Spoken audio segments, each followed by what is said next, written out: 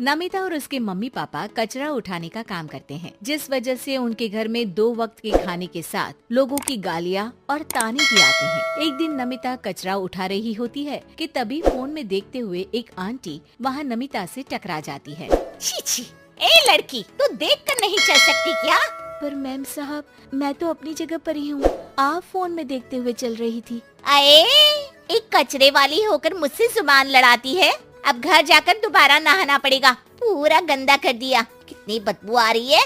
ऐसा बोलते हुए आंटी वहाँ से चली जाती है और उनकी बातों से दुखी नमिता आंखों में आंसू लिए काम करती रहती है। इसी तरह दिन बीतते हैं और एक दोपहर नमिता अपनी मस्ती में गाना गुनगुनाते हुए कचरा इकट्ठा कर रही होती है कि तभी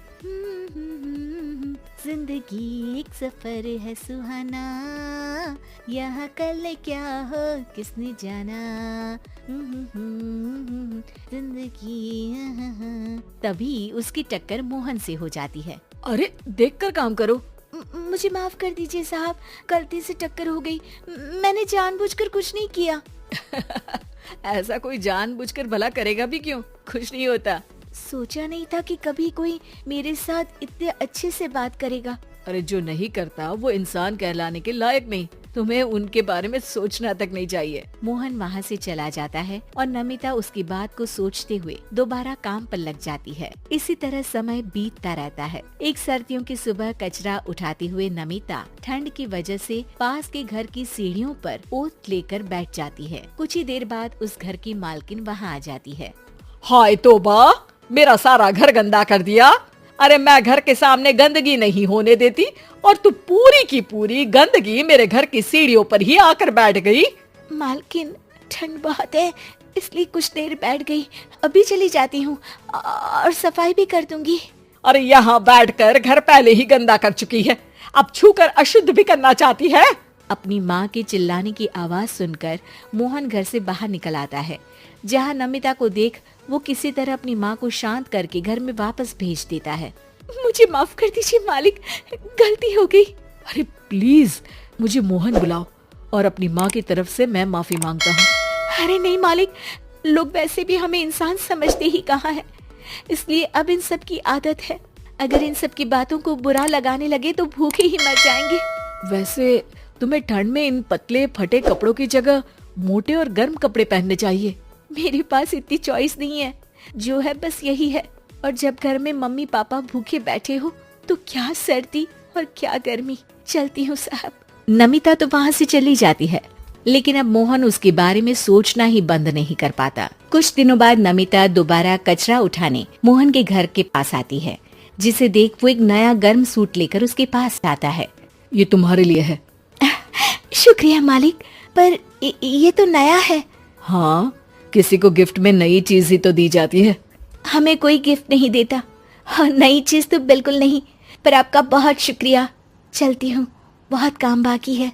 एक बार फिर नमिता मोहन को अपनी सीधी बातों और साफ दिल से प्रभावित करके चली जाती है। अब मोहन उसकी बातों और सोच में खोया रहने लगता है। जितनी बार नमिता उसके घर के करीब आती है, वो किसी न किसी बहाने उससे मिलता रहता है। ये सिलसिला लंबा चलता है, जिसमें धीरे धीरे दोनों एक दूसरे से प्यार करने लगते हैं। नमिता, क्या तुम मुझसे शादी करोगी? मुझे नहीं लगता कि ये सही है।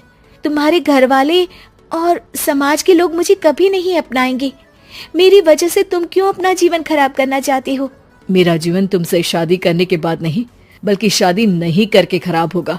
मेरी बात मानो, सब ठीक होगा, भरोसा रखो। मोहन के प्यार और उस पर भरोसे के साथ नमिता शादी के लिए हाँ कह देती है और अगले ही दिन वो दोनों कोर्ट मैरिज कर लेते हैं। इसके बाद मोहन नमिता को लेकर जैसे ही घर पहुंचता है तो वहाँ उसकी मम्मी, जो अपनी सहेलियों के साथ किटी पार्टी कर रही होती है, उन्हें एक साथ देखकर हैरान रह जाती है।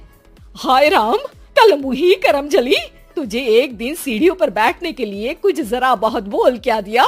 तूने तो बदला लेने के लिए मेरा बेटा ही फंसा लिया। अरे जिस लड़की की हमारे सामने खड़े तक होने की औकात नहीं, मोहन तू सीधा उससे शादी करके घर के अंदर ही ले आया। हाय हाय बहन, अब तुम समाज में क्या मुंह दिखाओगी? अरे मेरी बात मानो, अब बाहर निकलना ही बंद कर देना। आंटी जी, मेरी माँ का तो पता नहीं, पर आप आज बाहर निकलकर दोबारा इस घर में कदम मत रखना। अरे हम ऐसे कचरे वालों के घर में आकर अपनी इज्जत खराब करने का शौक भी नहीं रखते। अगर यही कचरे वाली आपके घर का कचरा उठाना बंद कर दे तो उस आलीशान मकान में आप 2 दिन भी नहीं रह सकती। पता है क्यों? क्योंकि आप जितनी गंदगी फैलाते हैं ना, उसे ये साफ करती है। इसलिए आपका घर साफ रहता है और आप उस पर घमंड कर पाती है। इस हिसाब से तो आप और हम कचरे वाले हुए। ये नहीं, कुछ भी हो, बीमारी, ठंड या गर्मी, ये हमेशा अपनी फिक्र ना करते हुए आपको सेफ एंड क्लीन रखने के लिए सफाई करने आती है और आप इसे ही गंदा बोलती है। शर्म करो। मोहन की बात सुन के सबको अपने कहे पर शर्म आने लगती है, जिस पर वो नमिता से माफी मांगते हैं और मोहन की मम्मी भी उसे अपना लेती है। दोस्तों, हमें उम्मीद है कि आपको हमारी ये कहानी पसंद आई होगी। कृपया हमारे चैनल को सब्सक्राइब करें और सभी अपडेट्स के लिए बेल आइकन जरूर दबाएं। और हाँ, वीडियो लाइक और शेयर करना मत भूलिएगा। Bye bye.